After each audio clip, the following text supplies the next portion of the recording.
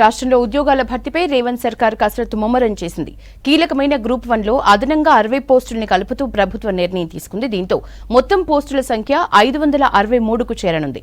ఇప్పటికే ఇచ్చిన నోటిఫికేషన్ రద్దు చేసి కొత్త నోటిఫికేషన్ ఇస్తారా లేదా కలిపిన పోస్టులకు సప్లిమెంటరీ నోటిఫికేషన్ ఇస్తారా అనే దానిపై స్పష్టత రావాల్సి ఉంది.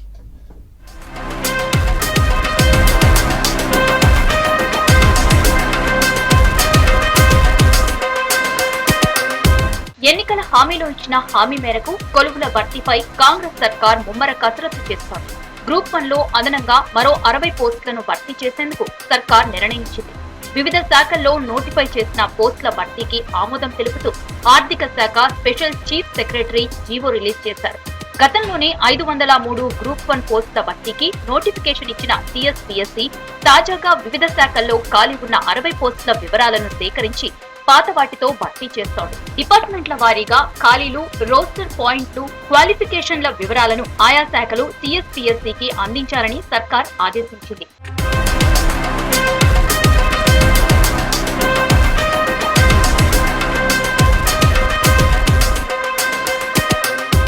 అటు అదనంగా కలిపిన పోస్టులను వివిధ శాఖల వారీగా సేకరించిన టీఎస్పీఎస్సీ హోంశాఖ పరిధిలో 27, పంచాయతీరాజ్, రూరల్ డెవలప్మెంట్ లో 21, రెవెన్యూ విభాగంలో 8, కార్మిక శాఖలో 3, ఆర్థిక శాఖలో మరో పోస్టు భర్తీ చేయనుంది. అయితే ఇప్పటికే 2 సార్లు గ్రూప్ 1 ప్రిలిమినరీ పరీక్ష నిర్వహించగా ఒకసారి పేపర్ లీకేజ్ తో, మరోసారి బయోమెట్రిక్ ఇతర నిబంధనలు పాటించక రద్దయింది. ప్రస్తుతం గ్రూప్ 1 పరీక్షపై సుప్రీంకోర్టులో కేసు నడుస్తోంది.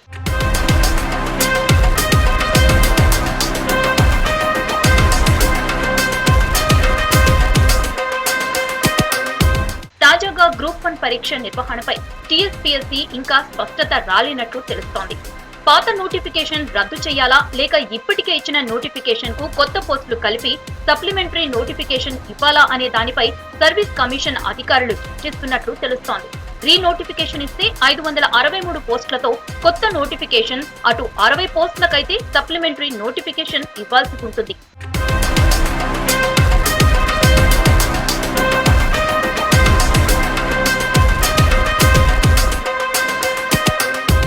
నోటిఫికేషన్ విషయమై క్లారిటీ కోసం 2 విధానాల్లో ఏ పద్ధతి పాటించాలనే దానిపై సర్కారుకు టీఎస్పీఎస్సీ ప్రతిపాదనలు పెట్టినట్టు తెలిసింది.